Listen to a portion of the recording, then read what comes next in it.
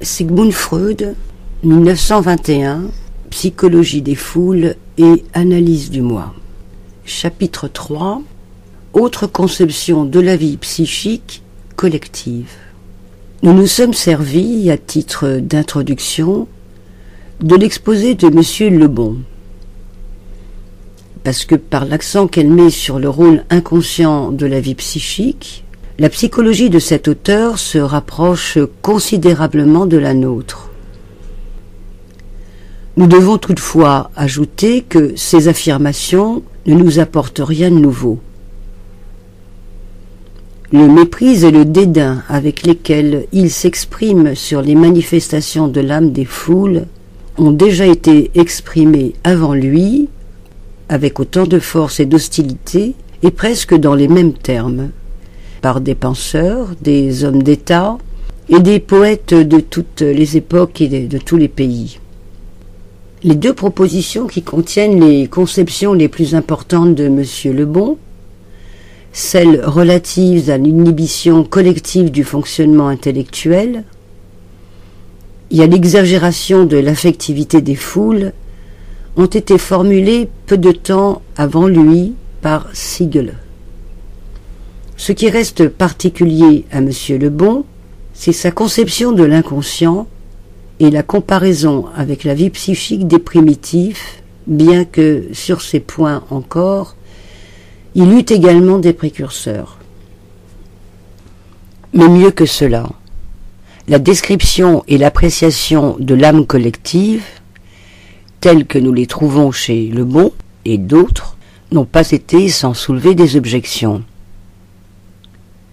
Sans doute, tous les phénomènes de l'âme collective qu'ils ont décrits ont été exactement observés, mais on peut leur opposer d'autres manifestations, des formations collectives, susceptibles de suggérer un jugement plus favorable sur l'âme des foules. M. Lebon lui-même était tout disposé à convenir que, dans certaines circonstances, la moralité des foules peut être plus élevée que celle des individus qui la composent, et que seules les collectivités sont capables de faire preuve d'un grand désintéressement et d'un grand esprit de sacrifice. Ouvrez les guillemets. Alors que l'avantage personnel constitue chez l'individu à peu près le seul mobile d'action, il ne joue que très rarement un rôle prépondérant chez les foules. Fermez les guillemets. D'autres font valoir le fait que c'est la société qui impose les normes de la morale à l'individu, lequel, abandonné à lui-même, serait incapable de s'élever jusqu'à elle. On assure que, dans certaines circonstances exceptionnelles, on voit se produire dans une collectivité une explosion d'enthousiasme qui rend les masses capables des actes les plus nobles et les plus généreux. En ce qui concerne la production intellectuelle, il reste entendu que les grandes créations de la pensée, les découvertes capitales et les solutions décisives de graves problèmes ne peuvent résulter que du travail individuel, accompli dans la solitude et le recueillement. Cependant, l'âme collective est, elle aussi, capable de création spirituelle, ainsi que nous le prouvent la langue, les chants populaires, le folklore, etc. Il s'agit de savoir, en outre, si et dans quelle mesure le penseur ou le poète travaille vraiment en isolé, s'ils ne sont vraiment redevables en rien à la masse, s'ils n'empruntent pas celle-ci les matériaux de leur création, pour leur donner une expression consciente et une forme achevée. En présence de ces contradictions en apparence irréductibles, il semble que le travail de la psychologie collective doive rester un jeu stérile. Il est cependant facile de trouver une issue vers une solution satisfaisante. On a probablement confondu, sous la détermination générique de foule, des formations différentes. entre lesquels il importe d'établir une distinction. Les données de Siegele, Le Bon et autres se rapportent à des foules passagères, se formant rapidement grâce à l'association d'un certain nombre d'individus mus par un intérêt commun, mais différents les uns des autres sous tous les rapports essentiels. Il est certain que ces auteurs ont été influencés dans leur description par les caractères des foules révolutionnaires, surtout de celles de la Grande Révolution française. Quant aux affirmations opposées, elles résultent des observations faites sur des foules stables ou des associations permanentes dans lesquelles les hommes passent leur vie entière et qui s'incarnent dans des institutions sociales. Les foules de la première catégorie sont à celles de la seconde ce que les vagues courtes mais hautes sont à la vaste surface de la mer. McDougall, qui, dans son livre « The Group Mind », constate la même contradiction, croit pouvoir la résoudre en introduisant le facteur organisation. Dans le cas le plus simple, dit-il, la masse, entre parenthèses, groupe, ne possède aucune organisation ou ne possède qu'une organisation rudimentaire. Il appelle cette masse inorganisée ou à peine organisée foule, crowd. Sans doute, une foule ne se forme pas et ne peut subsister sans un commencement d'organisation. Et c'est dans ces masses simples et rudimentaires qu'apparaissent avec le plus de netteté quelques-uns des phénomènes les plus fondamentaux de la psychologie collective. Pour que les membres accidentellement réunis d'une foule humaine forment une masse, au sens psychologique du mot, il faut qu'il y ait entre les individus quelque chose de commun. Il faut qu'ils s'intéressent tous au même objet, qu'ils éprouvent les mêmes sentiments en présence d'une situation donnée. Et j'ajouterai par conséquent qu'ils possèdent, dans une certaine mesure, la faculté d'influer les uns sur les autres. Some degree of reciprocal in influence between the members of the group. Plus cette homogénéité mentale et affective est forte, et plus il y a de chances que les individus forment une masse psychologique, douée d'une âme collective, dont les manifestations sont telles que leur nature ne laisse place à aucun doute. Le phénomène le plus remarquable et en même temps le plus important d'une formation collective consiste dans l'exaltation et l'intensification de l'émotivité chez des individus dont elle se compose. On peut dire, ajoute McDougall, qu'il n'existe guère d'autres conditions où les sentiments humains atteignent une intensité égale à celle que l'on observe chez les hommes réunis en une foule. Et ceux-ci éprouvent certainement une sensation voluptueuse à s'abandonner à ce point à leur passion, en se fondant dans la foule, en perdant le sentiment de leur délimitation individuelle. Cette absorption de l'individu par la foule, McDougall l'explique par ce qu'il appelle l'induction directe des émotions, effet de, entre guillemets, la réaction sympathique primitive. Fermez les guillemets. Autrement dit, parce que nous autres psychanalystes connaissons déjà sous le nom de contagion affective. Il est de fait que les signes perçus d'un état affectif sont de nature à provoquer automatiquement chez le sujet qui les perçoit l'acte que ces signes expriment. Cette réaction automatique est d'autant plus intense que le nombre de personnes chez lesquelles on constate la même émotion est plus grand. Alors l'individu devient incapable d'observer une attitude critique et se laisse gagner par la même émotion. Mais en partageant l'excitation de ceux dont il a subi l'action, il augmente leur propre excitation. Et c'est ainsi que la charge affective des individus s'intensifie par induction réciproque. On se trouve comme poussé et contraint à imiter les autres, à se mettre à l'unisson avec les autres. Plus les émotions sont grossières et élémentaires, et plus elles ont de chances de se propager de cette manière à travers la masse. Ce mécanisme de l'intensification affective est favorisé par d'autres influences encore, émanant de la foule.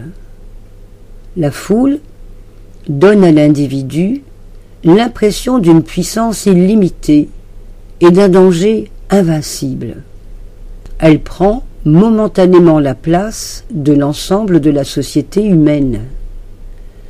Incarnation de l'autorité dont on craint les châtiments et pour laquelle on s'impose tant d'entraves et de restrictions. Il est évidemment dangereux de se mettre en opposition avec elle. Et pour assurer sa sécurité, chacun n'a qu'à suivre l'exemple qu'il voit autour de lui, à, entre guillemets, hurler avec les loups.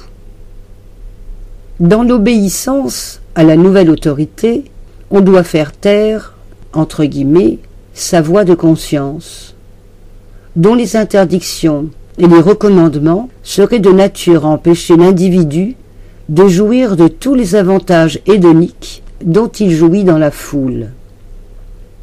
Aussi, ne devons-nous pas nous étonner de voir l'individu, faisant partie d'une foule, accomplir et approuver des choses dont il se détournerait dans les conditions ordinaires de sa vie.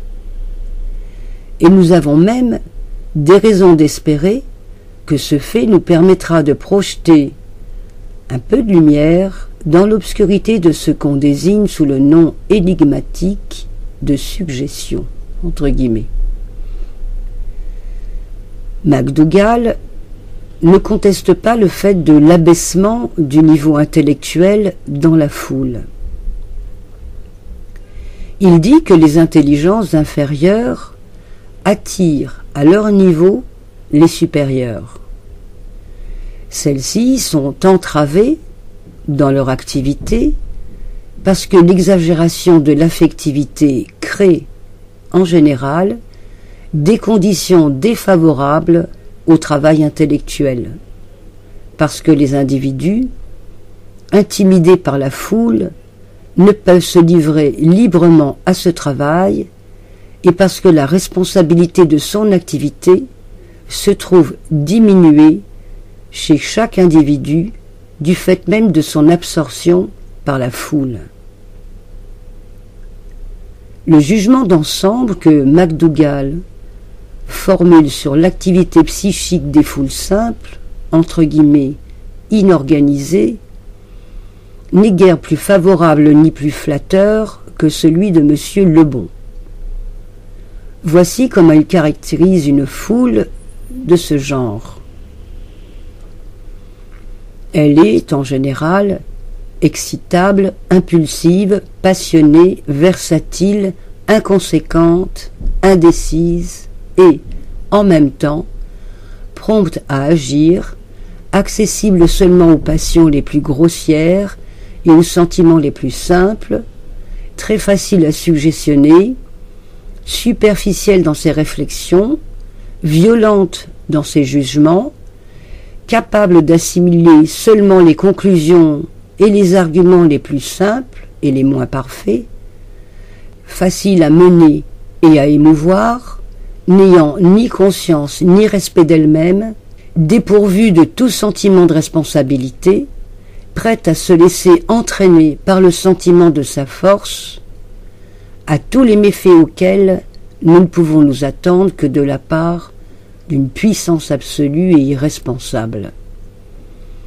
Elle se comporte aussi comme un enfant mal élevé ou comme un sauvage, passionné et non surveillé qui se trouverait placé dans une situation qui ne lui est pas familière.